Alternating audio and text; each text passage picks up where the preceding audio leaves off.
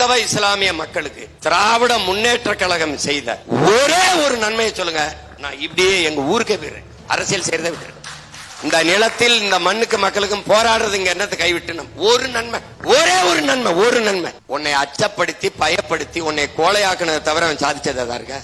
இஸ்லாம் நீ சிறுபான்மை, கிறிஸ்தவன் நீ சிறுபான்மைன்னு சொல்றது யாரு? ஐயா ஸ்டாலின். ஸ்டாலின் ஐயா எதை வச்சு உங்களை சிறுபான்மைன்னு சொல்றாரு? நீங்க என்ன கேட்கணும்? நீங்க யாருங்க ஐயான்னு கேட்டிருக்கணும். இங்க இருக்க ஒரு கிறிஸ்தவன், ஒரு இஸ்லாமிய யாராவது நீங்க யாருங்கயா யாராவது கேட்டீங்களா? நீங்க இந்த மதவாத எதிர்ப்புங்கிறத நீங்க புரிஞ்சு வச்சுக்கிறது ரொம்ப தப்பா இருக்கு. இங்க திமுகவே ஒரு பெரிய மதவாத கட்சி என்பதை நீங்க அறியாது திரும்ப திரும்ப பேசிட்டு. கன்னியாகுமரியில எத்தனை மறை மாவட்டம் இருக்கு, எத்தனை மறை இது இருக்கு, அது தலைவர்கள் இருக்கிறாங்க. கண்ணுக்கு முன்னாடி பூமி தாயின் மலை மார்பை அறுத்து கொண்டு வர ஒருத்தன் தடுக்கல். எத்தனை பல்லாயிரக்கணக்கான மலை பிரசங்க இறைமகன் செஞ்சார, இந்த மலையில செயலை வெட்ட விட்டீங்களா? எதனால விட்டீங்க? உங்க ஜபத்தால, உங்க தொழுகையால, உங்க வழிபாட்டால அரையங்கிற மலையை உங்களால் வளர்த்து காட்ட முடியுமா? இயற்கையின் அரும்பெரும் கொடையை காசாக்கிட்டு போறான். கண்டுக்கிறாம இருந்துட்டு நீங்க வெட்டி விக்கிறவனுக்கு ஓட்ட போட்டுட்டு தடுத்து குடிக்கிறவனை ரோட்ல போட்டவங்க தானே நீங்க எல்லாம். இந்த நாட்டில் அரசியல் வரலாறு, இன விடுதலை வரலாறு என்பது பிரபாகரனுக்கு முன்பு, பிரபாகரனுக்கும் பின்பு. இது பிரபாகரன் பிள்ளைகளின் காலம். சும்மா வந்துகிட்டு அது இதுன்னு பேசிக்க கூடாது. இது போர், இது போர். இறை மக்கள் ஏக இறைவன் அல்லாஹ் என்று ஏற்றுக்கொண்ட எண்ணரும் இஸ்லாமிய சொந்தங்கள், நீங்கள் தான் இந்த நாட்டிலே அரசியல் மறுமலர்ச்சியில் ஏற்படுத்தியிருக்க வேண்டும். செய்ய தவறிட்டீங்க. அநீதிக்கு எதிரான புரட்சி தீயை பற்ற வைக்கவே நான் இந்த பூமிக்கு வந்தேன்.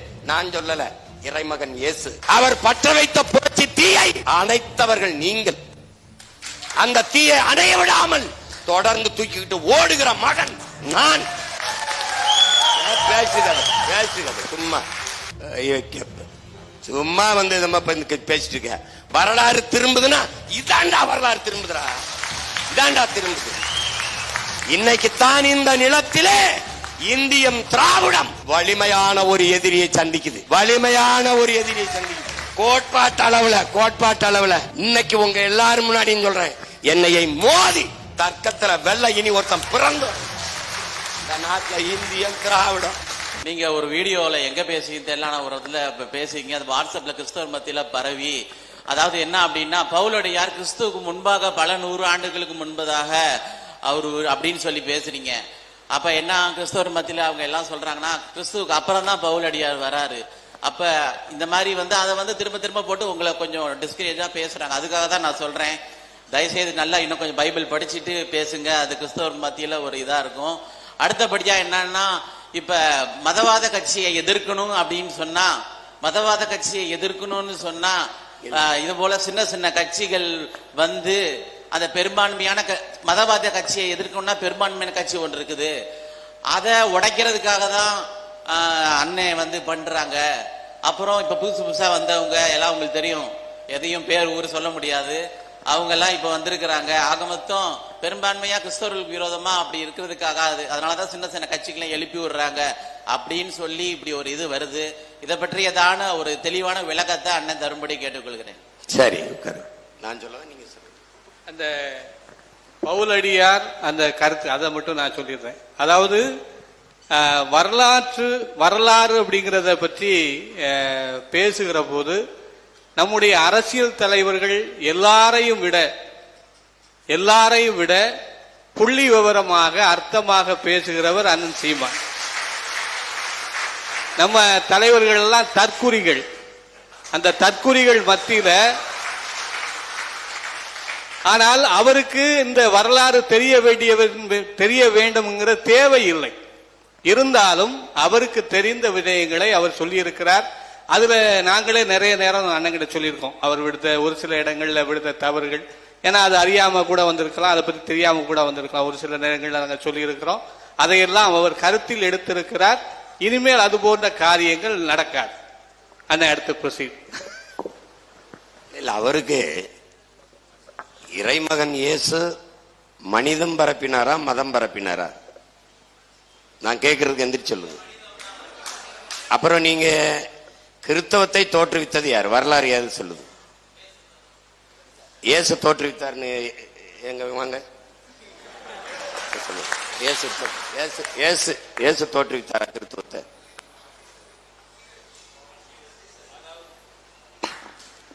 அதாவது இந்த இயேசு ஆண்டவர் இந்த உலகத்திலே கடவுளுடைய நற்செய்தியை அறிவிக்க வந்தார். ஆனால் அவருடைய சீடர்கள் தான் கிறிஸ்தவ மதம் என்பதை உருவாக்கினார்கள்.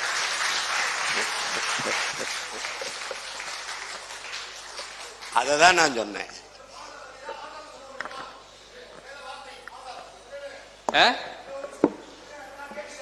ஐயா சொல்லுங்க.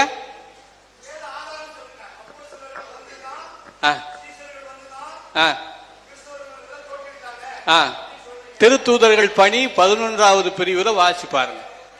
திருத்தூதர்கள் பணி அப்போஸ்தலிக்க நடவடிக்கைகள் 11வது பிரிவுல வாசித்து பாருங்க. சரியா? அந்த கிறிஸ்தவர்கள் அவங்க தான் உருவாக்குனாங்க. ஆமா, அதுதான் தொடக்கம்.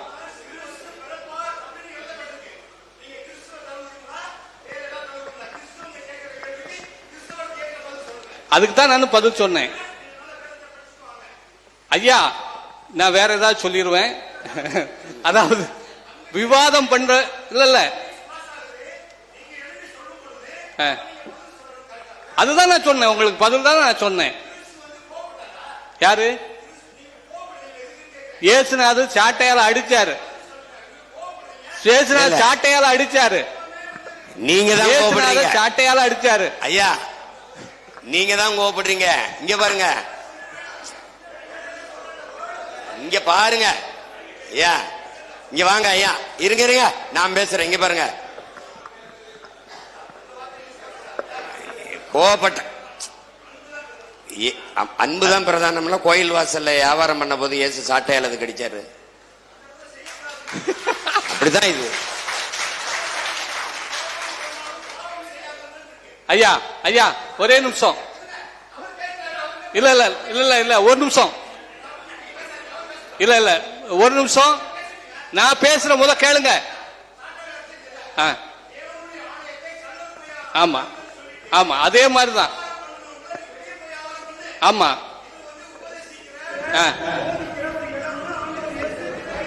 சரி. இல்ல இல்ல, நான் என்ன சொல்ல வரேன்னா கொஞ்சம் கொஞ்சம் கவனிங்க. உங்க கொஞ்சம் கவனிங்க. கூட்டத்தை கூட்டத்தை ஐயா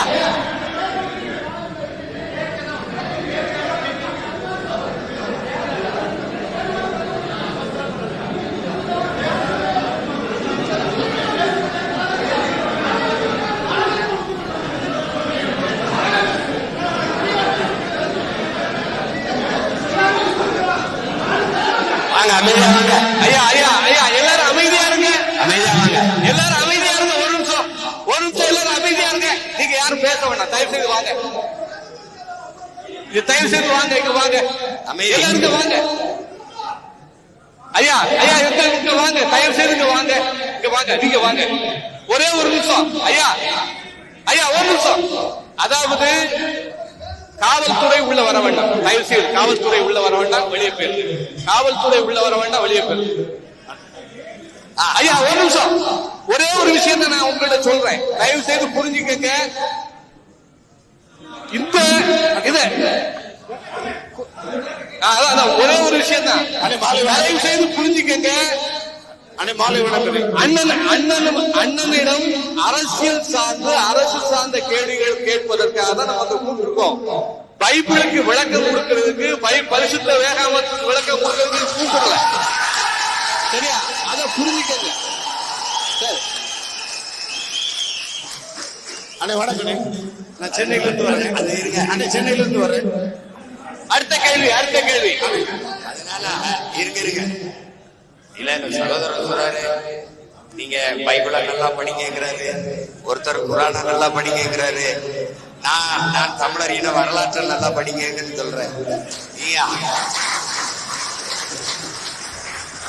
இந்த நாட்டுக்கு மக்களுக்கும் தேவையான அரசியல் எது? முதல்ல அதை நீங்க விளைக்கணும். கிறிஸ்தவனுக்கு என்று தனி அரசியல் கிடையாது, இஸ்லாமியனுக்கு என்று தனி அரசியல் கிடையாது, நீங்க இந்துக்கு என்று தனியா ஒரு பாதுகாப்பு அரசியல் ஒண்ணு கிடையாது. ஒரே அரசியல் தான் எல்லாருக்கும் பாதுகாப்பு பேரவை. அது தமிழனுக்கான அரசியல். ஒரு இன அரசியல் தான் எல்லாருக்குமான பாதுகாப்பான அரசியலா இருக்கும். நீங்க கிறிஸ்தவத்துக்கு பாதுகாப்பு தேடும் போது, அவன் இஸ்லாத்துக்கு பாதுகாப்பு தேடும் போது, அவன் இந்துக்கு தேடும் போது, இந்த கூட்டத்தில் சாராத ஒருவன் அதிகாரத்தில் வந்துடுறான். இங்க இருக்கிற பிரச்சனை இதுதான்.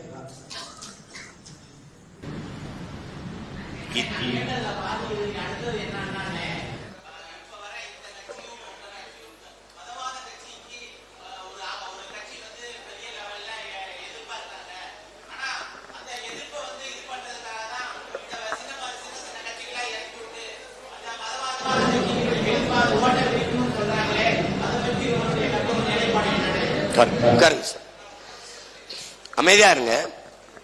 முன்வைக்கிற கேள்விகளை பெரும்பாலான மக்கள் கட்சிகளை சின்ன கட்சி பெரிய கட்சி என்று பேசுறது, அது குறித்து கருத்து வைக்கிறத நம்ம கவனிக்கிறோம்.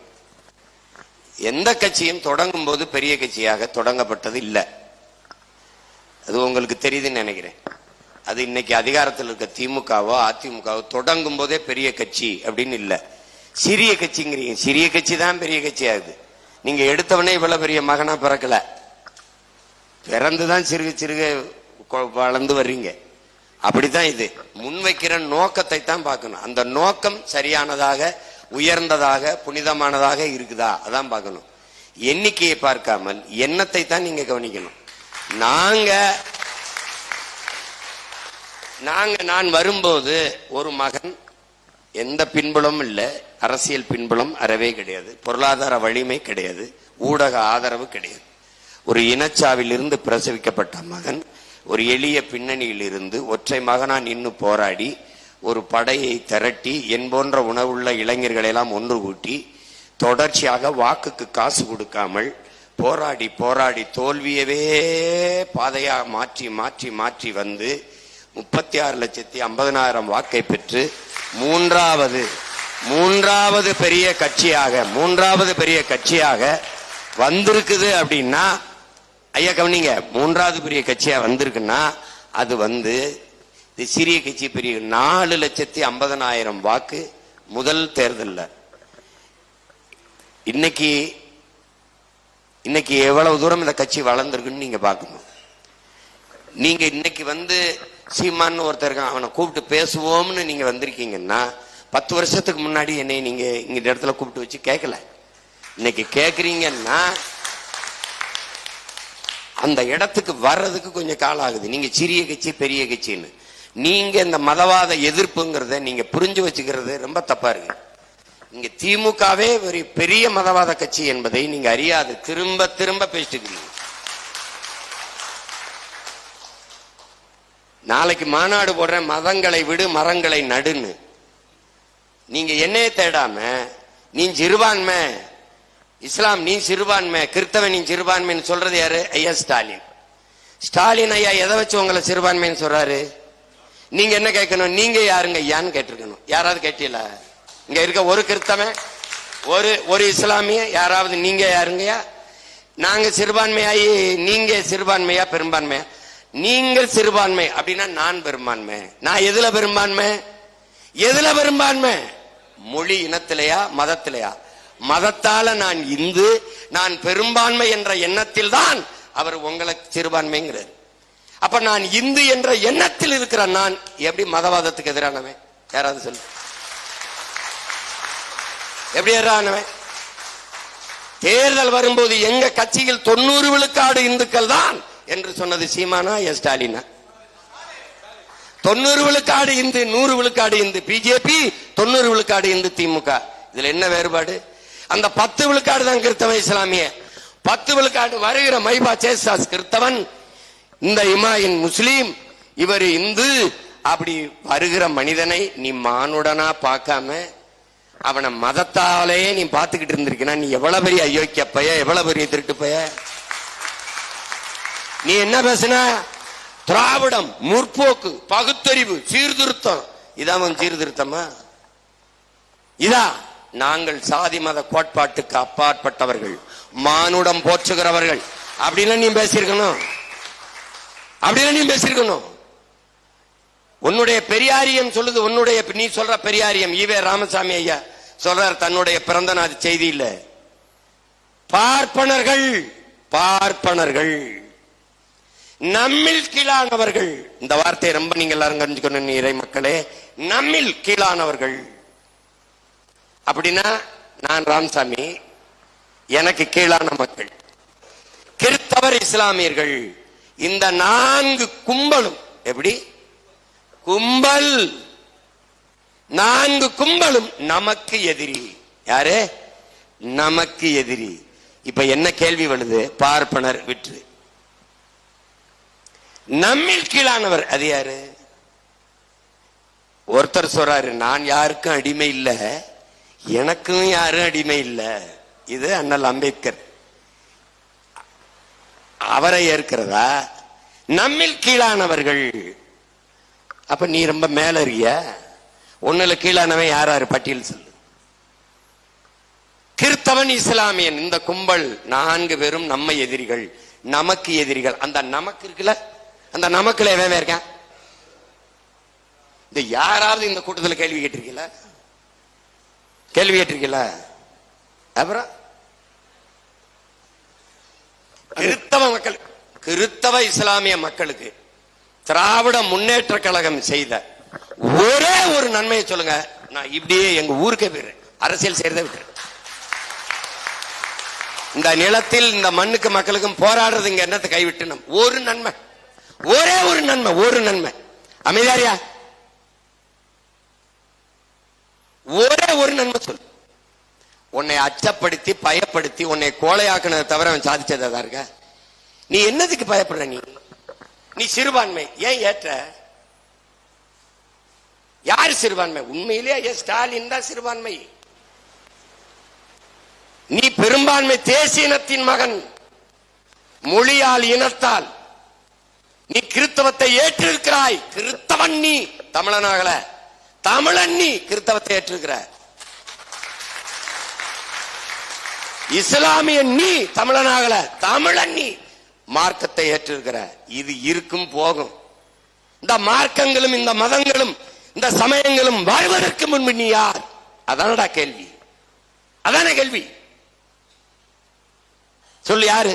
போப்பு, ஜோசப் பெஸ்கி, அருளானந்தர், இவங்க எல்லாம் வர்றதுக்கு முன்னாடி அப்போஸ்தலர்கள் வந்து இந்த மண்ணுல சொல்லுங்க, அவங்க எல்லாம் வந்து உங்களுக்கு இந்த மதத்தை பரப்புறது. டேய் வாடா பரப்பையில பல்ல பையில சக்கிலியனை பார்த்தா தொட்டா தீட்டு, சாணான தொட்டா தீட்டுன்னு வச்சிருந்தான். இந்த தெருவுக்குள்ள போகாத, இந்த கோயிலுக்குள்ள போகாத, இந்த குளத்துல குளிக்காத, முட்டிக்கு மேல வேட்டியை கட்டி எச்சியை துப்பாத, மாறாப்பு சிலையை திறந்து விடு, இழிவொன்னா சக மனிதனை தாழ்த்தி வீழ்த்தி. ஆனா இந்த நாய் யார்? இந்த நாய் வெள்ளக்காரன் அடிமைப்பட்ட நாய். இந்த நாய்க்கு ஒரு அடிமை தேவைப்பட்டான். அடிமை நாய்க்கு ஒரு அடிமை. இது மாதிரி ஒரு கொடுமை உலகத்துல உண்டாப்படுறா. இவனே வெள்ளக்காரனுக்கு அடிமை நாய், இந்த நாய்க்கு ஒரு அடிமை தேவைப்பட்டது. சக மனிதனை தாழ்த்தி வீழ்த்தி சுகம் கண்டு கொண்டிருந்தா. தொட்டா தீட்டுனான், பார்த்தா தீட்டுனான். வந்தாண்டா ஒருத்தன் பாதி வெள்ளையா இருக்கிற யூகேப்ப எல்லாம் நம்மளை தீட்டா தொட்டா பார்த்து தீட்டுன்றான், போகாதன்றான். முழு வெள்ளையா இருக்கிறேன் வந்து தொட்டான்டா. ஆண்டவருக்கு தோத்திரம்னா ஆமா தோத்திரம்னு போயிட்டான்டா. இதாண்டா மதம். அதான்டா நடந்தது. நீ படிக்காதேன்னா நீ படிக்காத, படிக்க கூடாது. படிச்சா காதல ஈத்த காட்சி ஊத்துறா. நீ அடுத்த ஜென்மத்தில் வாயாலே தின்று வாயாலே மலம் கழிக்கும் மைத்ராச ஜோதிகன் என்ற பேயாக பிறப்பாயினா. அவன் வந்தா வாடா படினா. இந்த நாட்டில் அவன் கட்டிருக்கிற இன்ஸ்டிடியூஷன், மெடிக்கல் காலேஜ், மெடிக்கல் கல்லூரி எல்லாம் கிறிஸ்துவ மிஷினரி கட்டினதுரா. வைத்தியக்கார பயில நான் படித்த கல்லூரி எது? பூரா இஸ்லாமிய பெருமக்கள் கட்டி கொடுத்தது. ஜாகிர் ஹுசேன் கல்லூரி, டாக்டர் ஜாகிர் ஹுசேன் கல்லூரி, இப்ராஹிம் அலி காட்சி கே இப்ராஹிம் அலி உயர்நிலை பள்ளி, அதுல படிச்சவன் தான் இவ்வளவு பேசிட்டு. இதுல நீ வந்து புடுங்கி பெரியார் படிக்க வச்சார், இவரு படிக்க வச்சார். எங்க அப்பன் படிக்க வச்சான். ஆடு மாட்டை விட்டு பண மரத்தை விட்டுட்டு பைத்தியக்காரப்பட எங்க அப்பன் படிக்க வச்சாண்டா. பெரியாய் போயிருக்கு. படிக்காத என் தாத்த காமராஜ் படிக்க வச்சாண்டா. இன்னைக்கு நான் படிக்கல, என் பிள்ளைய படிக்கணும்னு நினைச்சாண்டா என் தாத்தன். என் தாத்தன் உங்க பெரியார் கட்டில ஒரு இன்ஸ்டிடியூஷன் சொல்றா, ஒரு எலிமெண்டரி ஸ்கூல் சொல்றா. பிச்சை எடுத்து வந்து படிக்க வைக்கிறான்டா என் தாத்தன் காமராஜ். பிச்சை எடுத்து வந்து மதிய உணவு ஓடுவோம், பிள்ளை பசியால படிக்க வர மாட்டேங்கிறான்ட்டு நன்கொடை கட்டான்டா. கையெழுத்தி நின்னாடா, நன்கொடை கட்டான் காமராஜ். அந்த நன்கொடைக்கு உங்க பெரியார் கொடுத்த நன்கொடை ஒன்னு சொல்ற, 100 ரூபாய் கொடுத்துற. ஏய் சொல்றா, சும்மா வந்து பேசிட்டு இருக்க. வரலாறு திரும்புதுன்னா இதாண்டா வரலாறு திரும்புதுடா, இதாண்டா திரும்புது. இந்த நாட்டில் அரசியல் வரலாறு, இன விடுதலை வரலாறு என்பது பிரபாகரனுக்கு முன்பு, பிரபாகரனுக்கும் பின்பு. இது பிரபாகரன் பிள்ளைகளின் காலம். சும்மா வந்துகிட்டு அது இதுன்னு பேசிக்க கூடாது. இது போர், இது போர். இறை மக்கள் ஏக இறைவன் அல்லாஹ் என்று ஏற்றுக்கொண்ட எண்ணரும் இஸ்லாமிய சொந்தங்கள், நீங்கள் தான் இந்த நாட்டிலே அரசியல் மறுமலர்ச்சியில் ஏற்படுத்தியிருக்க வேண்டும். செய்ய தவறிட்டீங்க. அநீதிக்கு எதிரான புரட்சி தீயை பற்ற வைக்கவே நான் இந்த பூமிக்கு வந்தேன். நான் சொல்லல, இறைமகன் இயேசு. அவர் பற்ற வைத்த புரட்சி தீயை அணைத்தவர்கள் நீங்கள். அந்த தீயை அணைய விடாமல் தொடர்ந்து தூக்கிக்கிட்டு ஓடுகிற மகன் நான். பேசுகிறது சும்மா. அநீதியை கண்ட அச்சம் கொள்ளாமல் துணிந்து எதிர்த்து போராடுகிறவன் எவனோ அவனை உண்மையான ஜிகாத். நபிகள் நாயகம் ஸல்லல்லாஹு அலைஹி வஸல்லம் உண்மையான ஜிகாத். எனக்கு முன்பு என் அண்ணன் பழனி பாபா, அவனுக்கு பின்னாடி அவன் தம்பி சீமா.